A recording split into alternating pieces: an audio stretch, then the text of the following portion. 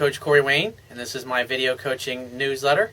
And the topic of this newsletter is going to be, she said she cannot live without sex. Got an email here from a viewer. He says, Dear Corey, he says, I've been in a 10-year relationship with a very cute and sexy girl. She's smart, nice, hot, and she knows it. After 10 years, we take each other for granted, and I didn't want to have sex so much the last 2 to 3 years. She said she cannot live without sex and she will find it somewhere else, but I did not take it seriously. That's a big reason why a lot of women say, guys, never listen. It's like, she warned you, she told you, she says that this is what I want. I did a video the other day from a woman who's in a relationship with a guy who's basically not treating you this way, and I basically told her to tell her boyfriend or her husband exactly what your girlfriend of 10 years pretty much told you. So he says, now she's got a new job and she told me that she likes her new CEO who recently got divorced and that she thinks he likes her too. Well, the reason she told you that is she's basically saying to you, hey dude, this is your replacement if you don't get your fucking shit together. That's why she's telling you this. It's not that women lie and deceive you. She's telling you right now that there's a guy that she works for, he's recently divorced, and she thinks that he likes her. So, in other words, she's basically saying, if you don't get your shit together, and he asks me out, I'm gonna sleep with him. That's like her warning to you. That way, if it happens, she can say, hey, you didn't listen, I told you. He says they didn't have sex or anything yet, but I think they will get involved pretty soon. He says, last few weeks we were having lots of sex, and here's my question. Regarding all of your advices on your site, should we have sex since it's so important to her, or shouldn't we do it if she's having more sex just to feel better for emotional cheating? Well, my question to you is that if you're just having sex and you're not really into it, then why are you with this girl? I mean, a lot of people stay in relationships long since the time it was time for them to end. I'll give you an example. There was a guy, he was an acquaintance, like a friend of a friend that I used to know, and he came from a very wealthy family. And he married this woman. She was like a friend of these other friends who had introduced me to this particular guy. And it was like after they were together and they had like their 2 kids, I think it was like 10, 11 years, and they hadn't had sex. They hadn't had sex in like 4 years at that point when we were talking. I'm just thinking, why though? And she wants like nothing to do with it. She's always a fucking bitch to him, and he was such a little fucking pussy. He just always let her determine the plan. She basically acted like the man in the relationship. She eventually cut her hair short, and she kind of acted manly. She even started to kind of dress androgynous, wearing like shorts and baggy shorts, baggy t-shirt because she'd put on some weight. And I'm just thinking, he's just going bananas because he wants to get laid, and here he is, he's married to a woman that pretty much won't let him touch her anymore, and because he doesn't act like a man around her. And he's still married. He's like, hey, we're staying in for the kids. It's like, that's really going to help your kids. And it's like, I mean, if you've been watching my videos for a while, you hear stories like that all the time. There's a lot of people that do that. And so my question to you is, if you're not that into sex, then it doesn't sound like you're really that into her. And so if I were you, I would encourage you to read my book, because maybe this relationship should have ended a long time ago. Because all I know is that if you really love a girl and you're really into her and you're really sexually attracted to her and you have a great time, you have a lot of fun together, you're going to be fucking all the time. And if you're not fucking, then it means you're just really not that into each other, and you got to admit that. He says, when I'm alone, I cry a lot and I try to hate her, but I can't. I don't beg or plead with her. I react normal as I can. We talked openly, and I told her I don't want to push her to decide, but that if she continues and if she sleeps with this guy, it will be over for good with us. She says she doesn't know what to do. She loves me. We live together, but she likes this guy and cannot help herself. Well, when I look at guys that come to me that are having problems in their marriages or their relationship, 99.9% of the time, the reason why it sucks is they stopped dating and courting their wife or their girlfriend. And that's obvious that what you did. You stopped dating her and stopped romancing. You figured, hey, we live together, we got a mortgage together, she ain't fucking going anywhere. And so you basically, you're living together as roommates. You're no longer lovers. I mean, obviously you're having sex again, but it sounds like the only reason you're doing it is to please her and you're not really into it. I mean, that makes no sense. So he says, I know what it means that if a girl says she likes another man, obviously he's new, he's attractive, alpha male, and she cannot see his bad sides now. What shall I do since we live together in my apartment? Yesterday, I didn't answer her calls at all. She used to call me more, now only once a day, and I didn't want to pick up the phone, although it was hard. So she called, and then went to her parents' house and sent me an SMS that she is sorry and she wants to talk. I called her back at 10 p.m. and she started calling around 6.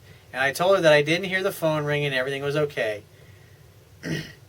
Exactly, because she's all unsure of herself and she's worrying. She's like, oh, no big deal. It's building up the tension because she's becoming unsure of herself. He says, I want to make her think of me, and yesterday I think I did a big step forward by not answering the phone, and she told me after she was scared that I decided to break up. Good, because then it gets her realizing, wow, I'm going to lose this guy, or I may lose this guy if I don't start treating him properly. But the thing is, you need to get back to setting dates with this girl, definite dates. You guys live together. You should take her out at least once a week. Take her to a picnic. Take her to a restaurant she's never been to before. Take her miniature golf. Go bowling with her. Go shoot some darts or some pool. Go boating with her. Go rent some jet skis. Take her to a bed and breakfast for the weekend. Go do something that's different. Go to an art fair. Go to a museum. Go to a history museum. Go do stuff that the two of you like to do together. And surprise her with things that she's never done before. Go do some research on your smartphone with Google and find some cool places to go. And if you can't really afford a lot, then go. There's always like a parrot jungle or a butterfly world or some place that's like $5 or $10 a ticket to get into that you can go and see some really cool stuff. Go to a seaquarium like if you live in Washington, D.C., there's like all these museums, the Smithsonian. There's so much cool shit to do to go up there and see that doesn't cost a lot, especially if it's national parks or stuff like that. You gotta date. If you don't date your girlfriend, here's what's going to happen. Eventually, her CEO is going to date her for you. He's going to take her right off of your hands. And so my recommendation to you is to go take her out once a week. Be mysterious. Be a little harder to get a hold of. Get your ass into the gym. Start taking better care of your body. Get focused on your career, your business, whatever it is that you do for your purpose in life. Start reconnecting with old friends that you may have blown off and have a busy life. The whole purpose of a relationship is you go there to give. You're there to meet each other's needs and to help each other grow and become more. And something that you should ask each other maybe like once a week on Sunday when you're sitting around reading the paper or doodling on the internet or watching TV or watching your favorite sports team or whatever it happens to be that you do on Sunday when you're sitting together. Just ask her this. Say, on a scale of 1 to 10, how was I as a boyfriend this past week?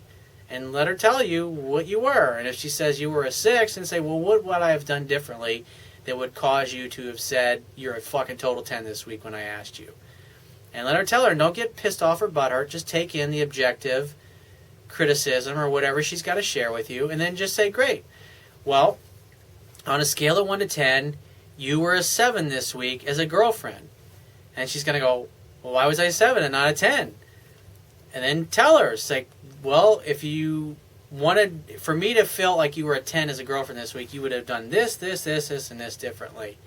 And it's a loving conversation because you're there to meet each other's needs. And so the only way you can figure out how to meet each other's needs is to communicate like adults and ask super high quality questions of the other person so you can do the things for her that she says you're not doing. And make sure, obviously, there are things in accordance like what I talk about in my book, so you're acting like an alpha male and not acting like a submissive beta male because she's actually testing you and saying something when she really wants something different. But when you sit there, and you should do this, it's a great exercise to do it once a week. It's like the state of the union of your relationship, basically. Just saying, hey, how was I this past week as a boyfriend? And then tell her how she was as a girlfriend and what she could have done differently or what she can do differently in the week going forward. So maybe next week when you have that same discussion, you can say, honey, you were a total 10. This fucking week was fabulous. This is the best week that I've had with you in 6 months. And feminine energy grows through praise. And if you're being more mysterious and you're being a little bit more unavailable and you're busy doing things and she's got to track you down and wonder when you're going to call her or not, this will push her buttons emotionally and cause her to start moving towards you and chasing you. And your girlfriend, at this point in your relationship, should be doing 70-80% of the calling, texting, and pursuing in your relationship. And the way to get her back there is doing the kind of things that you're already starting doing, because you're starting to see the results from. But the big thing here, the big takeaway, the courtship never ends. If you don't date your girlfriend, somebody else eventually will. And it sounds like the CEO is all lined up and ready to take her off your hands if you don't get your shit together in the very near future. So if you have a question you want to ask me, go to my website, click the Contact Me tab, which will be on the left-hand side of your screen. Send me 1 to 2 paragraphs max, and just give me several weeks to get back to you with a response. If you want to talk to me right away, the quickest way to get my help is to book a paid phone coaching session. You can do that by going to my website, click the Products tab at the top of your screen, and just follow the instructions. If you want to get a digital version of my Kindle ebook, on my website, underneath the email sign-up box, is a box that has a link that will take you right to the Amazon Kindle download page for my book. Once you get there, if you don't have a Kindle device, just download one of their free e-reader apps for whatever electronic device you want to read my book on. And if you appreciate the value of the information I offer in these video newsletters, the articles on my website, or my ebook, you can show your appreciation right now by going to my website, and on the Wibiya toolbar at the bottom of your screen, click the PayPal donate button and donate any amount that you feel is equal to the value of the information. And I will talk to you soon.